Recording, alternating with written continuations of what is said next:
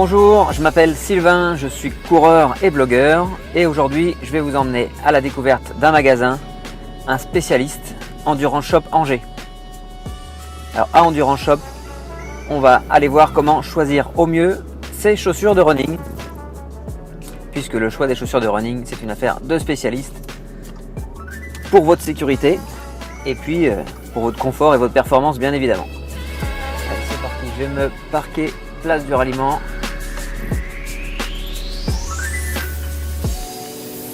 Une heure gratuite, ça c'est du bon boulot.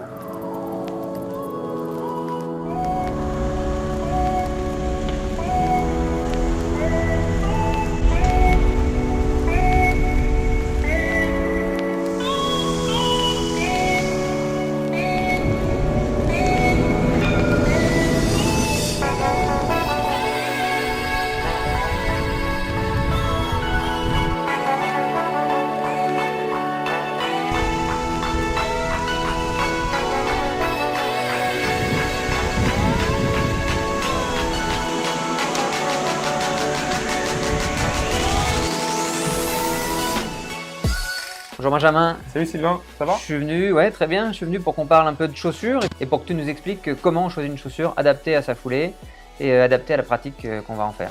Très bien, je t'explique tout ça.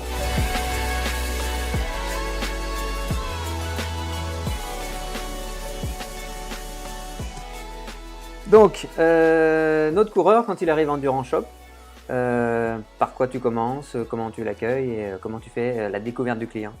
Oui, alors la priorité, c'est d'essayer de connaître le coureur qui se présente à nous, savoir combien de sorties il va faire par semaine, s'il pratique plutôt du trail, de la route, s'il a une pratique compétition ou plutôt loisir, bien-être, voilà, tout ça, ça va être la première chose à savoir. Et après, on va essayer d'avoir une expertise, nous, plus précise sur son pied, à savoir sa longueur de pied, s'il a un pied plutôt pronateur, universel, voire supinateur, avec une petite analyse qu'on va faire, à savoir un scan du pied et une évaluation de sa course, soit dans le magasin, soit dehors dans la rue. Donc la première partie, donc la pratique, ce qu'il va faire de la chaussure, son utilisation d'une part, et puis le volume d'entraînement, c'est ça? Quand tu parles de pratique loisir ou compétitive, ça va être le volume d'entraînement, nombre de kilomètres dans la semaine. Et surtout, s'il a des ambitions, ses objectifs, s'il veut privilégier le confort, l'amorti.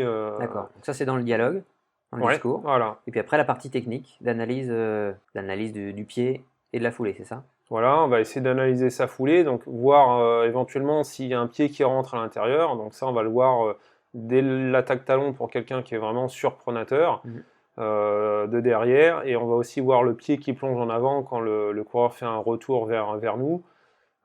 Ça, plus des notions de poids. On va poser cette question du poids pour les hommes, parce que ça peut avoir une incidence justement sur la pronation, sur l'usure de la chaussure. C'est vrai que chez les hommes, on va avoir des coureurs au-delà des 100 kg et on a vraiment des produits hyper spécifiques pour ces coureurs-là. Pour nous, l'idée, c'est de lui apporter le conseil et le produit dont il a besoin au quotidien. Donc au niveau de l'analyse technique, on commence par quoi? Donc la première des choses, c'est de mesurer le pied du coureur. Beaucoup de coureurs ont une pointure généralement soit de trop, soit pas assez. Dans un magasin spé, tu vas avoir des demi-pointures qui vont permettre vraiment d'ajuster la chaussure à la taille du pied. Généralement, on prend la longueur du pied à laquelle on rajoute minimum 1 cm, voire 1,5 cm pour du trail, de façon à ne pas avoir un pied qui vient en buter au fond de la chaussure. Est-ce que la pratique, suivant les différentes pratiques qu'on a, si on court plus ou moins long, ou du trail ou de la route, est-ce que ça change au niveau de la marge qu'on doit prendre? On aura une différence un peu plus grande pour quelqu'un qui va faire un 5000 pistes par exemple, à quelqu'un qui va faire un ultra trail, où il va vraiment y avoir un écrasement du pied un peu plus important et puis surtout un pied qui va gonfler au fur et à mesure de la course, quoi. Donc là, il faut prendre une marge cohérente et pour autant, ce que je te disais, il ne faut pas prendre trop long. Parce que là, le pied aura du mal à être stabilisé grâce au lassage et on aura tendance à avoir un pied qui glisse dans la chaussure dans des pentes assez raides, quoi. Donc on veut se protéger les orteils, on prend plus grand et puis finalement ça tape quand même. Voilà, on a les deux extrêmes. On a des fois les gens qui prennent à la longueur du pied et dans ce cas-là, on a tout de suite les orteils recroquevillés, un pied qui est contraint finalement dans la chaussure. Et à l'inverse, des gens qui sont dans l'effet inverse, ça va prendre trop long, et là, dans ce cas-là, ils sont obligés de serrer trop fort la chaussure, ils viennent contraindre éventuellement le releveur, donc au niveau du lassage, et puis ça crée d'autres soucis, quoi. Ensuite, il y a donc la forme du pied, les différentes poses de pied, la forme du pied, comment on s'y adapte et quels outils vous avez, et ensuite quelles propositions vous pouvez faire aux coureurs pour s'adapter à ça. Alors on va avoir des pieds fins, des pieds standards, pieds larges. La plupart des marques ont un chausson standard. Après, on a des marques qui ont un chausson un peu plus fin. Donc, si on relève un pied fin, on va tout de suite orienter les gens déjà sur ce type de produit. Et donc après, là, on est sur quelle marque plutôt? ASICS a plutôt un chausson fin de base, Adidas aussi un chausson fin. Et après, on a des marques un peu plus larges, généralement des marques américaines ou japonaises comme Mizuno. Mizuno a un chausson plutôt large de base. Et après, on a des marques comme Brooks qui va même proposer différentes largeurs. D'accord. Au niveau du contrôle de pronation, contrôle supination, comment on va le détecter? Comment notre conseiller chez le spécialiste va pouvoir s'en apercevoir? Deux choses. Déjà, souvent en statique, quelqu'un qui a une voûte plantaire très basse, très affaissée, il y a de grandes chances qu'on retrouve en dynamique cet affaissement du pied. Donc plutôt pronateur. Voilà, plutôt pronateur. Et là, il y a des chaussures spécifiques voûte plantaire basse, justement avec une bidensité tout de suite pour venir soutenir le pied. Néanmoins, on le contrôle toujours en dynamique.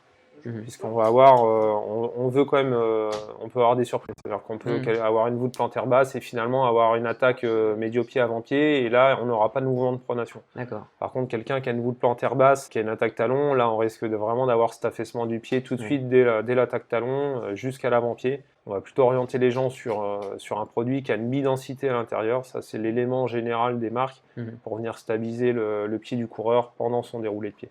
Et du coup, la supination? La supination, il n'y a pas réellement de contrôle. On part souvent sur un modèle universel.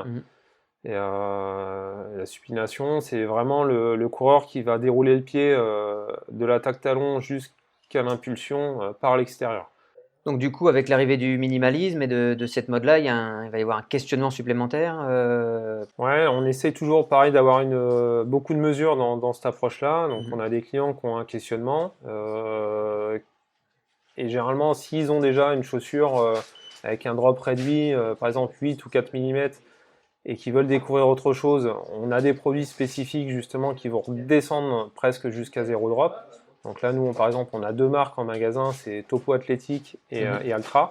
Altra qui fait du drop 0, mais avec de l'amorti. Donc on a quand même de la protection qui permet, avec un peu de fatigue, si on est un peu en attaque talon, d'avoir de la protection. Et même chose pour Topo qui décline les drops de 0 à 5 mm. Donc là, le coureur, il peut faire sa transition, basculer de 5, 3 à 0. Et même revenir un peu en arrière s'il a un peu de fatigue, par exemple au tendon d'Achille, parce que le drop 0, ça va être un peu plus sollicitant pour les mollets. Et ces marques vont respecter une anatomie du pied un peu plus naturelle, avec un avant-pied plus large, on appelle ça la toe box.